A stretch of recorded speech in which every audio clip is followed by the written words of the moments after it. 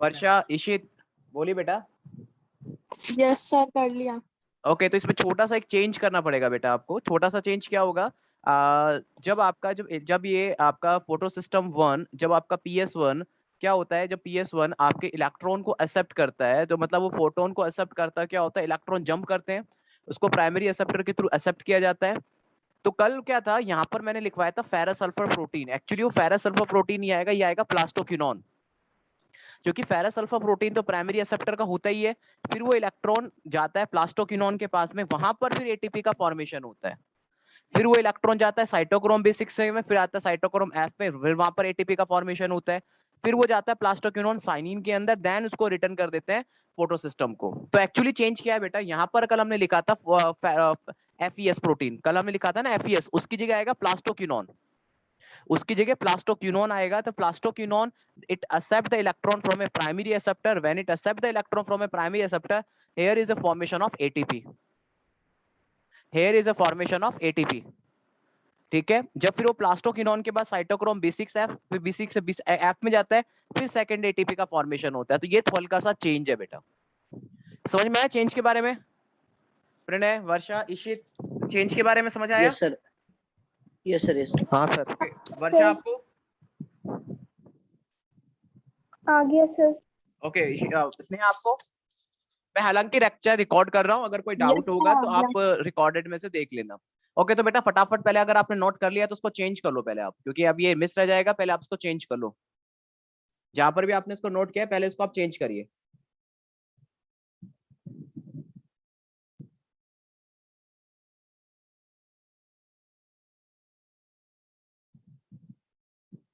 Change कर रहे हो ना? कर रहे हैं सर। Yes sir. ओके।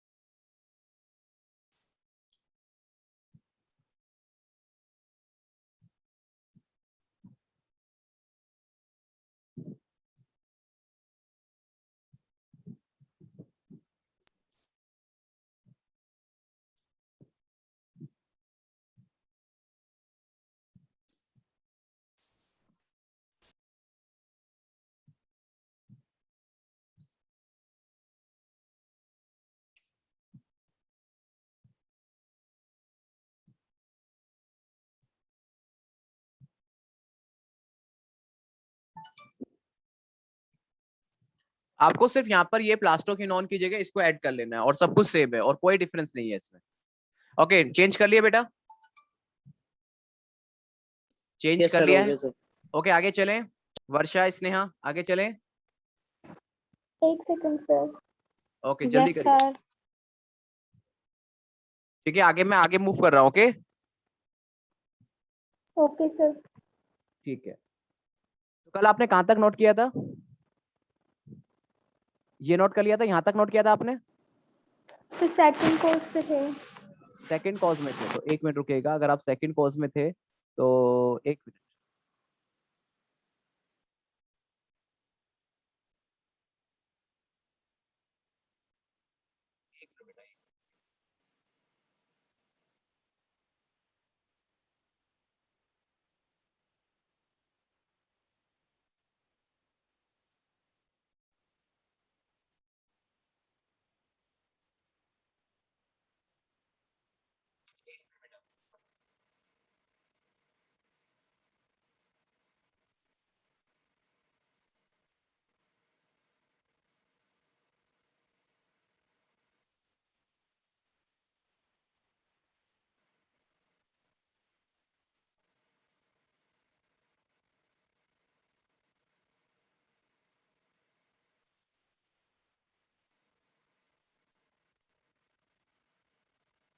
आप यहीं पर थे बेटा? सेकंड कॉज लिखा था आपने? यहाँ तक कहाँ तक लिख लिया था आपने? कहाँ तक लिख लिया था? सर 4 पॉइंट लिख लिए थे इसके। But to an hydrogen carrier, ये लिख लिया था आपने? सर यहीं से करना है। थर्ड कॉज से शुरू करना है। हाँ। ओके, ये डायग्राम ड्रॉ कर लिया था आपने? नहीं किया। मैं एक बार ये डायग्राम दोबारा एक्सप्लेन कर देता हूँ, फिर भी आपको मैं कहूँ तो मैं डायग्राम दोबारा एक्सप्लेन कर देता हूँ। ये डायग्राम देखिए, सेकंड कॉज का डायग्राम मैं अगेन एक्सप्लेन कर देता हूँ। जब PS2 से इलेक्ट्रॉन एक्साइटेड होकर आगे मूव करता है तो सबसे पहले कहाँ आता है? प्लास्टोक्विनोन के पास में। फिर प्लास्टोक्विनोन से इलेक्ट्रॉन कहाँ आता है? साइटोक्रोम B6F के पास में। जब फोटो सिस्टम 2 से इलेक्ट्रॉन प्लास्टोक्विनोन के पास में आता है तो plastoquinone is not a electron carrier, it is a hydrogen carrier. ठीक है, तो प्लास्टोक्विनोन के एक हाथ में इलेक्ट्रॉन है, एक हाथ में हाइड्रोजन है। ठीक है, वो हाइड्रोजन के साथ खेलता रहता है, हाइड्रोजन के साथ खेलता है वो। लेकिन जब उसके हाथ में हाइड्रोजन है, लेकिन आप उसको जब इलेक्ट्रॉन दे दोगे तो वो क्या करेगा? एक बार में एक ही चीज को हैंडल कर सकता है। तो वो क्या करता है? वो सिर्फ पकड़ता है इलेक्ट्रॉन को, हाइड्रोजन को छोड़ देता है। तो हाइड्रोजन को जब वो छोड़ता है, तो हाइड्रोजन को छोड़ता है तो देखिए, हाइड्रोजन को इसने पकड़ा, अब वो हाइड्रोजन के साथ सिर्फ कैप्चर करता है, हाइड्रोजन को कैप्चर करता है। ठीक है, हाइड्रोजन को कैप्चर करता है, इलेक्ट्रॉन को कैप्चर नहीं करता। लेकिन आपने उसको इलेक्ट्रॉन दे दिया, अब वो क्या करेगा? इलेक्ट्रॉन को पकड़ने के चक्कर में हाइड्रोजन को छोड़ देगा। और जब इलेक्ट्रॉन साइटोक्रोम B6F से पास होते हैं तो एनर्जी का बाउंस होता है, और उस एनर्जी के बाउंस की वजह से भी वो हाइड्रोजन नीचे की तरफ आ जाता है, जिसे स्ट्रोमा में हाइड्रोजन की कॉन्सेंट्रेशन बढ़ जाती है। ओके, समझ में आ गया था बेटा ये सिस्टम? इशित समझ में आ गया था? स्नेहा, वर्षा? आ गया सर। हाँ सर। ओके, तो ये ड्रॉ कर लीजिए Yes, डायग्राम, sir. ये डायग्राम ड्रॉ कर लीजिए फटाफट। ड्रॉ कर लीजिएगा बेटा आप भी। प्रणय?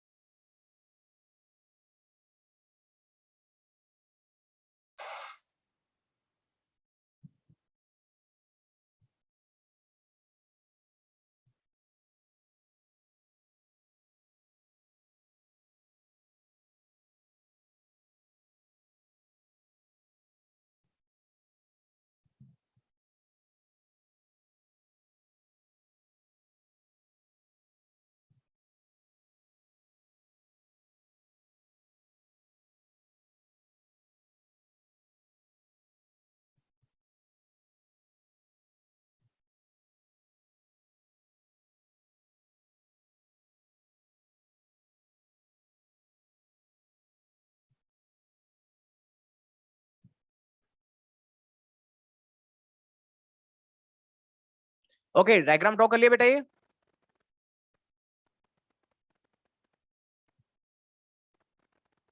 स्नेहा, डायग्राम ड्रॉ कर लिया? Yes sir.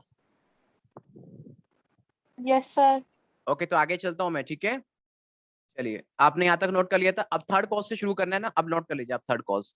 थर्ड कॉज मैंने आपको बता ही दिया था। थर्ड कॉज में देखिए, एक बार फिर देख लीजिए थर्ड कॉज में, ये डायग्राम में थर्ड कॉज में क्या होता है कि आपके हाइड्रोजन नीचे आ गए। ठीक है, अब ये जो हाइड्रोजन होता है, अब इसके अंदर हाइड्रोजन की कॉन्सेंट्रेशन बढ़ चुकी है। कैसे बढ़ चुकी है? अब देखिए यहाँ पर, यहाँ पे देखिए, एक ये हाइड्रोजन रहा और दूसरा हाइड्रोजन बाहर से आ गया प्लास्टोक्विनोन से होते हुए।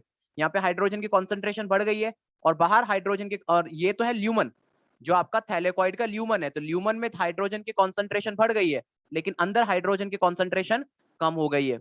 अब अंदर हाइड्रोजन की कॉन्सेंट्रेशन बढ़ गई, अंदर क्या हुआ? हाइड्रोजन की कॉन्सेंट्रेशन बढ़ गई है और अंदर कम हो गई है। ठीक है, मतलब अंदर बढ़ गई है, बाहर कम हो गई है। अब वो हाइड्रोजन क्या होता है? इस मेम्ब्रेन से पास होता हुआ आता है, क्योंकि हायर कॉन्सेंट्रेशन से लोअर कॉन्सेंट्रेशन का रूल अप्लाई होगा। ऑटोमेटिकली हाइड्रोजन हायर कॉन्सेंट्रेशन से लोअर कॉन्सेंट्रेशन से पास होते हुए आते हैं। और ये जो रूल अप्लाई होता है, ये होता है ऑस्मोसिस का, क्योंकि जब higher concentration to lower concentration की तरफ प्रोटोन आयन आएंगे in the presence of membrane, तो वो कहलाएगा ऑस्मोसिस।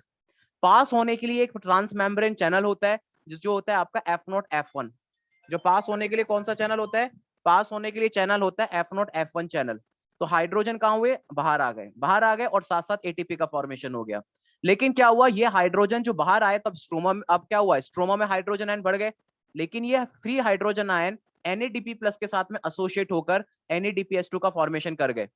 तो बाहर की तरफ ध्यान रखना, बाहर की तरफ जो आपके हाइड्रोजन आयन, बाहर की तरफ जो आपके हाइड्रोजन आयन आए थे, अब इसके साथ एसोसिएट होकर फिर से कम हो गए। तो अल्टीमेटली क्या हुआ, हाइड्रोजन आयन की फिर से कमी आ गई, क्योंकि जो बाहर हाइड्रोजन आए थे फ्री होकर वो इसके साथ एसोसिएट हो गए, फिर हाइड्रोजन आयन की कमी हो गई।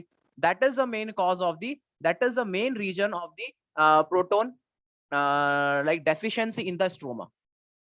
समझ में आ गया स्नेहा, समझ में आ गया?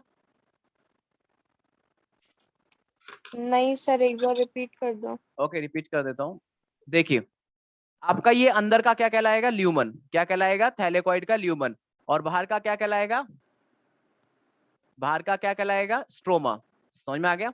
अब अंदर आपके हाइड्रोजन आयन की कॉन्सेंट्रेशन बढ़ गई, एक ये देखिए, एक ये देखिए, और बाहर हाइड्रोजन आयन की कॉन्सेंट्रेशन क्या कम है। बाहर आपको कहीं हाइड्रोजन आयन दिखाई दे रहे हैं, कहीं नहीं दिखाई दे रहे।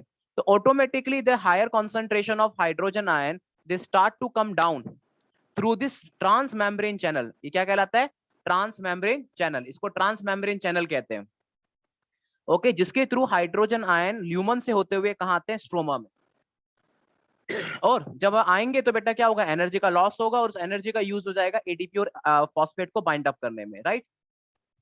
अब वो जो हाइड्रोजन आयन आपके स्ट्रोमा में आ गए, जो फ्री हाइड्रोजन आयन, अब स्ट्रोमा में कॉन्सेंट्रेशन तो बढ़ गई, लेकिन क्या हुआ, फ्री हाइड्रोजन आयन ने NADP के साथ में रिएक्ट कर लिया और NADPH2 का फॉर्मेशन कर लिया। तो फ्री हाइड्रोजन आयन की क्या हो गई, फिर से डेफिशिएंसी हो गई। अब जब फ्री हाइड्रोजन आयन की डेफिशिएंसी हो जाएगी जब फ्री हाइड्रोजन आयन की डेफिशिएंसी हो गई, तो स्ट्रोमा में फिर से हाइड्रोजन आयन कम हो गए, और ल्यूमन में हाइड्रोजन अभी भी हाई है। So that is also main reason for a proton gradient. अब समझ में आया आपको? Yes sir. Okay, Sneha, Varsha, Pranay, आ गया सर। इशित एंड प्रणय, आपको? Yes, sir. ओके, अब नोट कर लीजिए। Yes sir. अब नोट कर लीजिए इसको।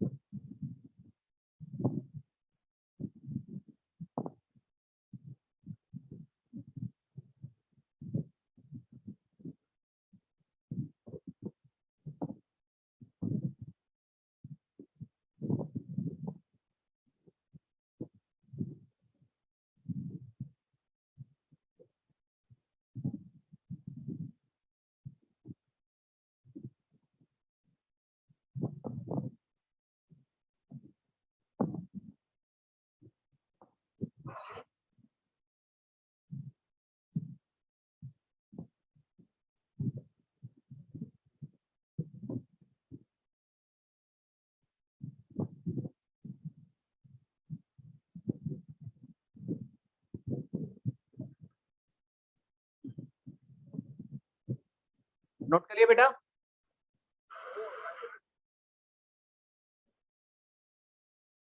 सर लास्ट पॉइंट बचे। ओके,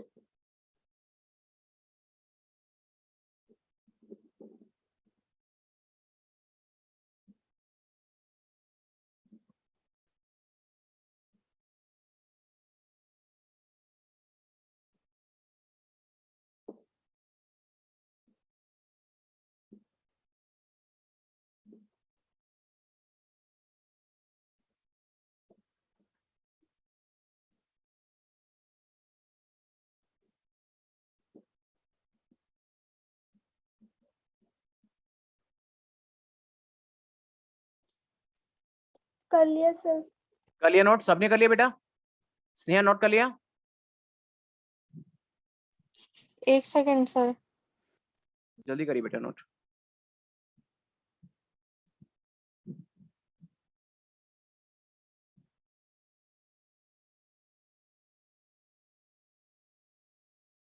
हो गया नोट?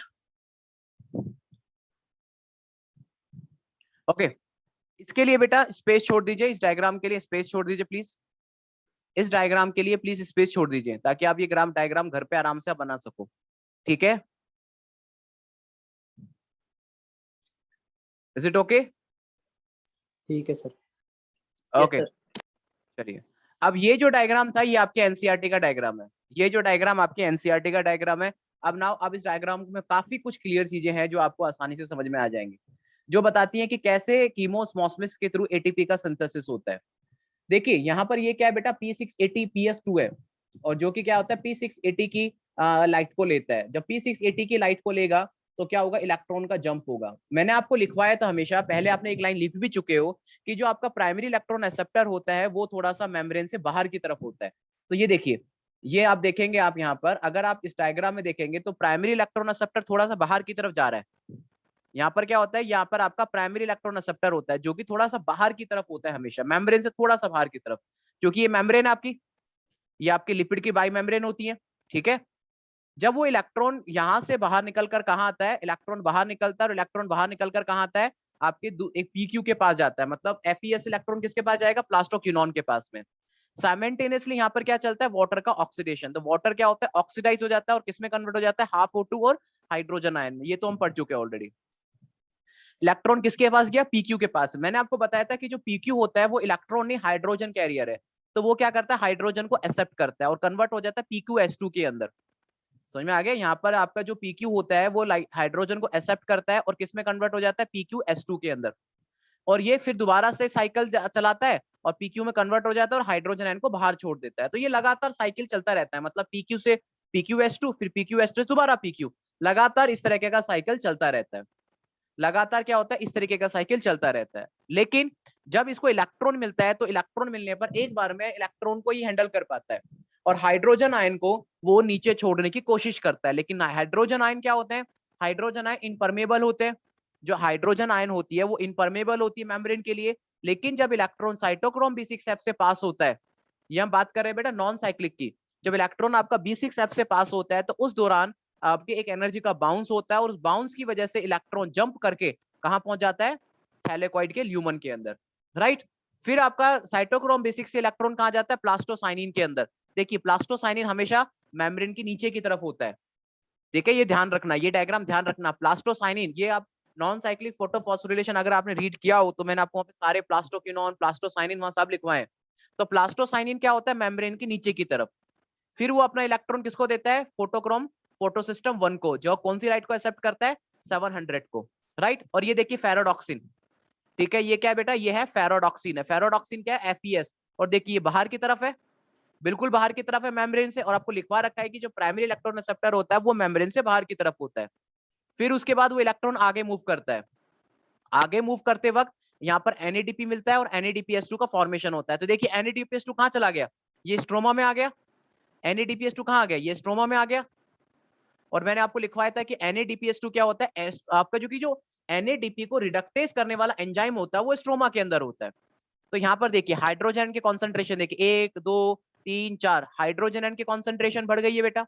अब यहाँ पे देखिए नंबर ऑफ हाइड्रोजन आयन बढ़ गए, आपके क्या हुए, नंबर ऑफ हाइड्रोजन आयन बढ़ चुके हैं। ये देखिए नंबर ऑफ हाइड्रोजन आयन बढ़ गए बाहर।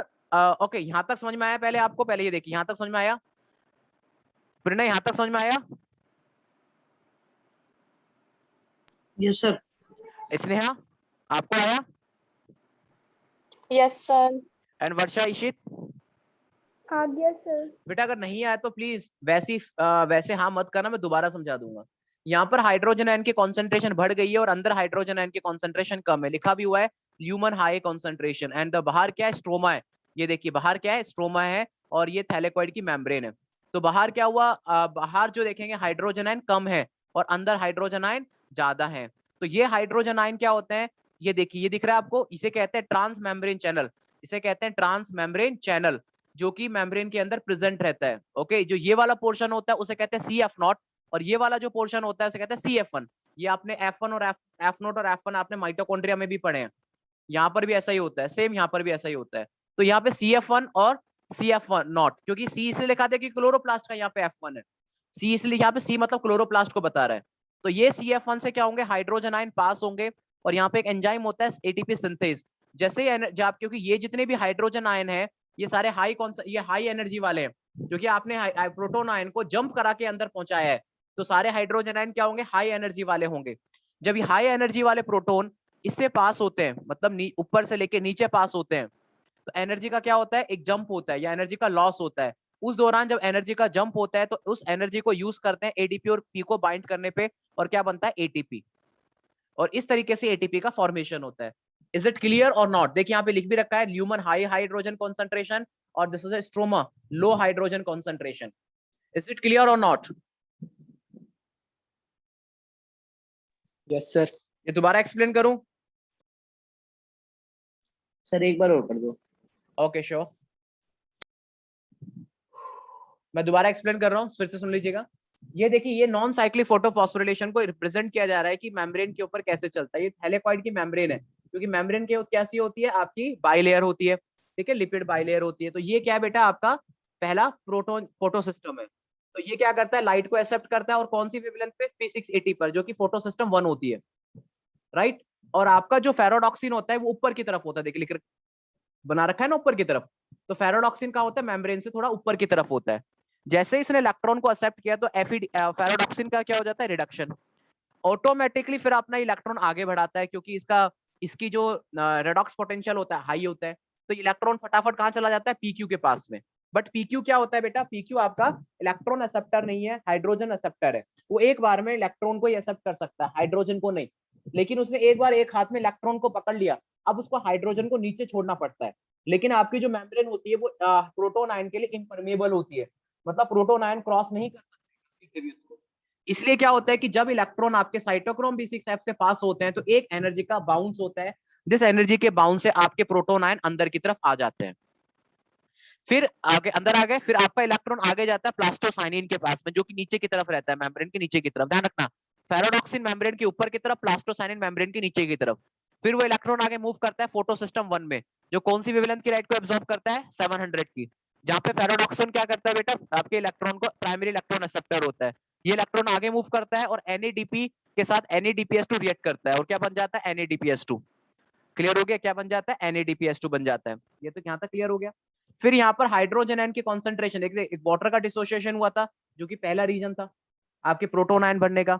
दूसरा रीजन क्या था, आपके प्लास्टोक्विनोन से हाइड्रोजन आयन आने का, ये दूसरा रीजन था। और तीसरा रीजन क्या था, NADPS2 का फॉर्मेशन होना। तो क्या होता है, अंदर क्या हुई, हाइड्रोजन आयन की कॉन्सेंट्रेशन बढ़ गई है, तो ल्यूमन हाई कॉन्सेंट्रेशन, और बाहर क्या है, लो कॉन्सेंट्रेशन। तो आपके जितने भी हाइड्रोजन आयन होते हैं चैनल के थ्रू पास करते हैं। चैनल के थ्रू क्यों जाते हैं, क्योंकि आपकी मेम्ब्रेन तो इम्परमेबल है, वो तो जाने नहीं देगी, इसलिए इसको एक चैनल से पास होना पड़ता है। वो चैनल कौन सा होता है, CF0 CF1। सी मतलब यहाँ पर क्लोरोप्लास्ट को बता रहा है। तो ये जैसे ही पास होते हैं तो ये हाई एनर्जी वाले होते हैं, जैसे ही इसको पास होंगे ये लो एनर्जी वाले हाइड्रोजन होंगे। एनर्जी का क्या होगा, लॉस होगा। जिस लॉस एनर्जी को ADP अपने साथ इनऑर्गेनिक फॉस्फेट को जोड़ेगा और क्या बनाएगा, ATP। और यही हाइड्रोजन आयन इसके साथ में, यही वही हाइड्रोजन आयन है जो NADP के साथ जुड़ते हैं और NADPS2 का फॉर्मेशन करते हैं। अब क्लियर हो गया? Yes sir. ने आपको यस सर। श्योर सही कह रहे हो? हाँ सर, आ गया। ओके ठीक है, चलिए। तो ये डायग्राम के लिए स्पेस छोड़ दीजिएगा बेटा, ये इंपॉर्टेंट डायग्राम है, ये स्पेस इसके लिए छोड़ दीजिए, इस डायग्राम के लिए स्पेस छोड़ दीजिए बेटा एक बार आप, क्योंकि इसको आराम से आप घर पे अच्छे से ड्रॉ कर लेना, ठीक है। चलिए, तो ये आप डायग्राम के लिए स्पेस छोड़ दो। Chemoosmosis require a membrane, a proton pump, a proton gradient and ATP synthesis. Chemoosmosis के लिए क्या चाहिए, मेम्ब्रेन चाहिए जो थैलेकॉइड की होती है, प्रोटॉन पंप चाहिए, प्रोटॉन पंप जो प्रोटॉन को स्ट्रोमा से ल्यूमन के अंदर ला सके, उसे प्रोटॉन पंप कहते हैं। जैसे कि प्लास्टोक्विनोन से आपका प्रोटॉन अंदर की तरफ आ रहा था। एक प्रोटॉन ग्रेडियंट बनना चाहिए जो कि थैलेकॉइड की मेम्ब्रेन के दोनों तरफ बनता है, और एटीपी सिंथेसिस एंजाइम चाहिए जो कि एटीपी बना सके। Energy used to pump the proton across the membrane to create a gradient and high concentration of proton within a thylakoid lumen. एक प्रोटॉन पंप, मतलब देखिए अगर इसमें आप देखेंगे प्रोटॉन पंप कहाँ पे होता है, आपका प्रोटॉन पंप होता है कहीं ना कहीं यहाँ पर कहीं ना कहीं एक प्रोटॉन पंप होता है, इधर की तरफ कहीं ना कहीं एक प्रोटॉन पंप होता है, जिसकी वजह से proton respective of their इम्परमेबिलिटी of inner membrane, या आपके प्रोटॉन कहाँ हो जाते हैं, अंदर आ जाते हैं। कहीं ना कहीं यहाँ पे एक प्रोटॉन पंप होता है, और हाँ, प्रोटॉन पंप बेटा बहुत जगह होता है, हमारी बॉडी के अंदर भी प्रोटॉन पंप होते हैं। ओके, जिसकी वजह से क्या होता है, ग्रेडियंट बनता है, हाई कॉन्सेंट्रेशन ऑफ प्रोटॉन कहाँ बन जाते हैं, ल्यूमन के अंदर, और स्ट्रोमा से प्रोटॉन कम हो जाते हैं, right. ATP synthase has a channel that allow the diffusion of proton back across to the membrane। मतलब आपका जो ATP synthase होता है उसमें एक चैनल होता है जिसको हम CF0 CF1 कहते हैं, जिसके थ्रू प्रोटॉन क्या होते हैं, थैलेकॉइड ल्यूमन से स्ट्रोमा की तरफ आना मूव करते हैं, दोबारा से मेम्ब्रेन की तरफ आना मूव करते हैं, जिसकी वजह से क्या होता है, एनर्जी रिलीज होती है। क्यों? क्योंकि हाई एनर्जी वाले प्रोटॉन आपके ल्यूमन के अंदर आ गए। ओके, अब वो जब बाहर की तरफ आएंगे तो क्या होगा, उनकी एनर्जी लॉस होगी, एनर्जी को वो रिलीज करेंगे, और उस रिलीज एनर्जी का यूज होगा एडीपी और फॉस्फेट को बाइंड अप करने पे, और जिससे क्या बनता है, एटीपी बनता है। क्लियर हो गया? along with the NADPS2 produced by the movement of electron, ATP will use immediately in a biosynthetic reaction। मतलब साथ साथ क्या होता है, NADPS2 का फॉर्मेशन होता है और ATP का, इन दोनों का उपयोग कहाँ होता है, बायोसिंथेटिक रिएक्शन में, कहां पर, स्ट्रोमा में, जिससे क्या होता है, CO2 को फिक्स करके शुगर का फॉर्मेशन करते हैं। मतलब आपके लाइट रिएक्शन में जितने भी प्रोडक्ट बने, इन सबके प्रोडक्ट का यूज कहाँ होगा, आपके जितने भी प्रोडक्ट बने सारे प्रोडक्ट यूज कहां पर होंगे, आपके सारे प्रोडक्ट यूज होंगे आपके स्ट्रोमा में, जहां पर C3 साइकिल चलता है या बायोसिंथेटिक पाथवे चलता है, जहां पे शुगर का फॉर्मेशन होता है, राइट। ये क्वेश्चन है आपके सामने, right to it. A chloroplast highest number of proton far found in, इसका क्या आंसर होगा, इसका क्या आंसर होगा?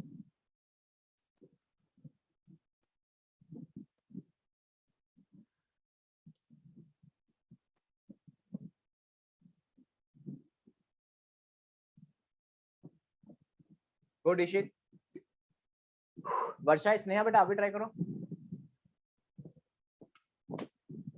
स्नेहा क्या आंसर होगा?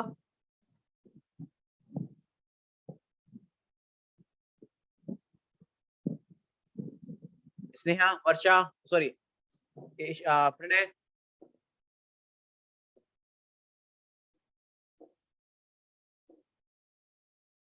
स्नेहा आवाज आ रही है आपको? Hello, yes sir, a option. Okay, Pranay आपको आवाज आ रही है? यस सर, आंसर बोलो। भेज दिया सर मैंने तो। नहीं, आपका आंसर आया नहीं मेरे पास। चलो वैसे बता दो क्या आंसर है। ये आएगा sir, very good, lumen. Thylakoid के, वेरी गुड, सही बता रहे हो, थैलेकॉइड के ल्यूमन के अंदर, थैलेकॉइड के ल्यूमन के अंदर, राइट। चलिए अब नोट कर लीजिए बेटा पहले आपके। अब हम पढ़ेंगे आपका next dark reaction, Calvin cycle और C3 साइकिल। ओके, इसे बायोसिंथेटिक पाथवे भी कहते हैं।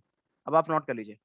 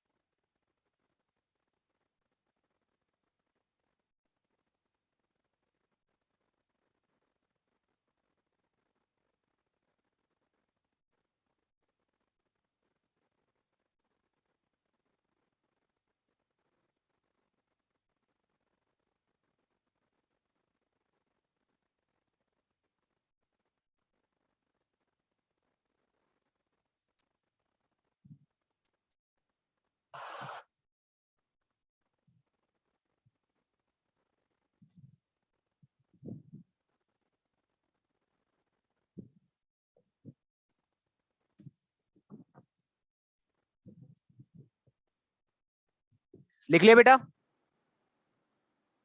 No sir.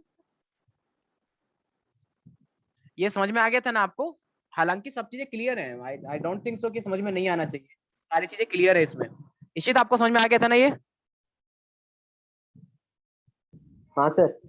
Good. And Sneha आपको? Yes sir. Good good good.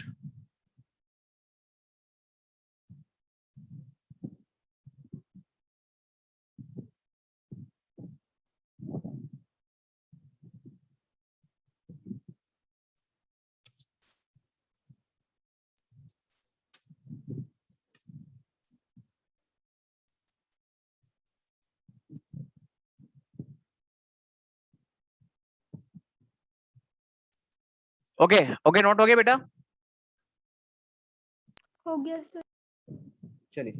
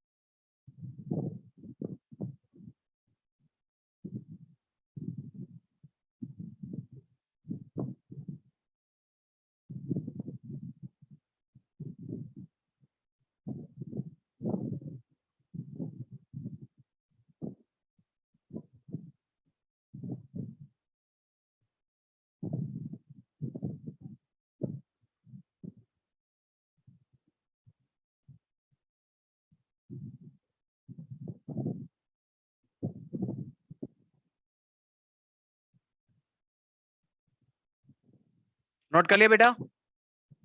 Sir last point बचा है।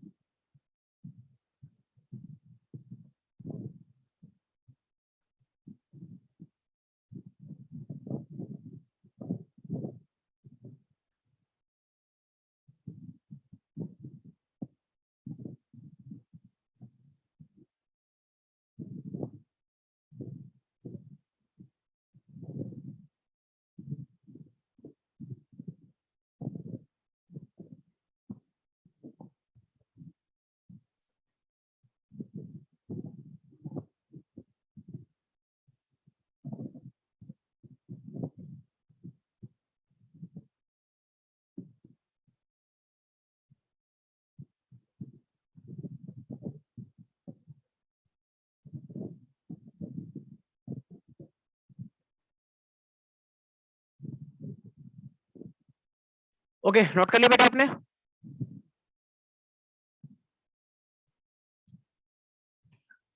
ओके, मैं आगे चल रहा हूँ अभी। ओके, यस सर, हो गया सर। अभी नोट कर लीजिए। आंसर आएगा इसका थैलेकॉइड का lumen. Okay, lumen of thylakoid.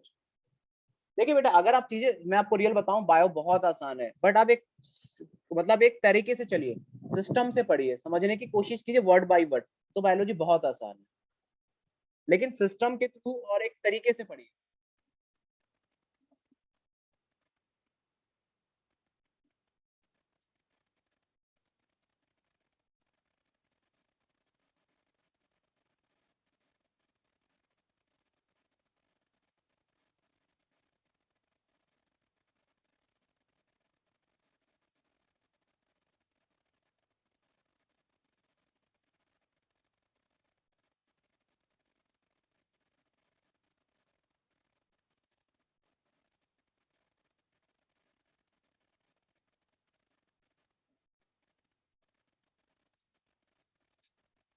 Okay बेटा, नोट ये क्वेश्चन।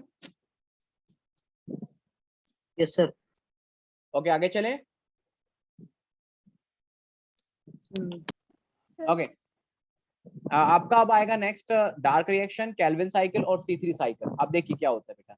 मैंने आपको बताया था आपकी दो तरीके की रिएक्शन होती है, एक होती है लाइट और दूसरी होती है डार्क। आप पढ़ते हैं डार्क रिएक्शन, इसको बायोसिंथेटिक पाथवे भी कहते हैं, और डार्क रिएक्शन इसलिए कहते हैं क्योंकि लाइट के एब्सेंस में चलती है और स्ट्रोमा में चलती है।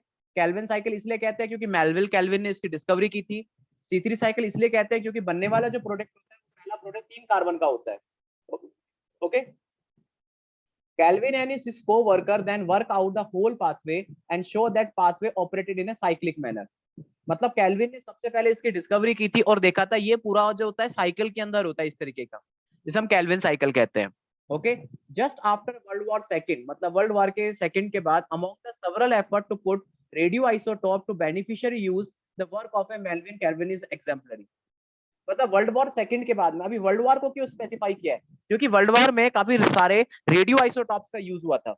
वर्ल्ड वॉर सेकंड के टाइम पर जो फाइट की गई थी उसमें बहुत सारे रेडियो आइसोटॉप्स का यूज किया गया था, इसलिए यहाँ वर्ल्ड वॉर सेकंड को यूज किया गया है।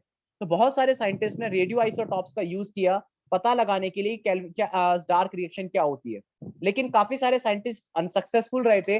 लेकिन मेल्विन ने जो काम किया था वो एग्जाम्पलरी, मतलब वो काम रियली बहुत बेनिफिशियल था, बहुत अच्छा काम किया था और इसलिए उनका आज नाम है इसमें।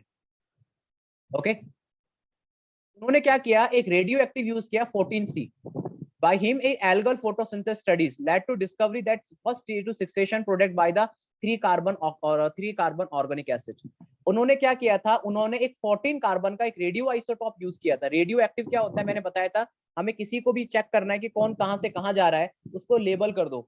अब वो जहां जहां जाएगा आपको पता चलता रहेगा कि कौन कौन से अब एसिड में वो जा रहा है, तो आप उसके रास्ते को ट्रैक कर सकते हो। मतलब जैसे होते हैं ना, आपने सेंसर लगा दिया, तो सेंसर लगाने से क्या होगा कि आप उसके रास्ते को ट्रैक कर सकते हो। तो वैसे ही रेडियो आइसो एक्टिव होता है। आपने क्या किया कि एक जो आपका CO2 है, जो आपका CO2, इसमें CO2 क्या होता है, फिक्स होता है। अभी तक आपका CO2 कहीं यूज नहीं हुआ है, सिर्फ H2O यूज हुआ है, क्योंकि रिएक्शन क्या होती है, CO2 plus H2O equal to glucose plus O2। यहाँ पर अभी तक आपका H2O यूज हुआ था नॉन साइक्लिक फोटोफॉस्फोरिलेशन में, कहीं पर भी CO2 का यूज नहीं हुआ था। अब आपका CO2 का यूज होता है, लेकिन CO2 का यूज करने से पहले इसके ऊपर लेबलिंग कर देते हैं, जैसे कि 40 लेबलिंग कर दी। अब ये जहां जहां जाएगा किस किस एसिड को बना रहा है आपको पता चलता जाएगा। तो पहले बनने वाला जो प्रोडक्ट था CO2 फिक्सेशन, CO2 फिक्सेशन का मतलब होता है CO2 को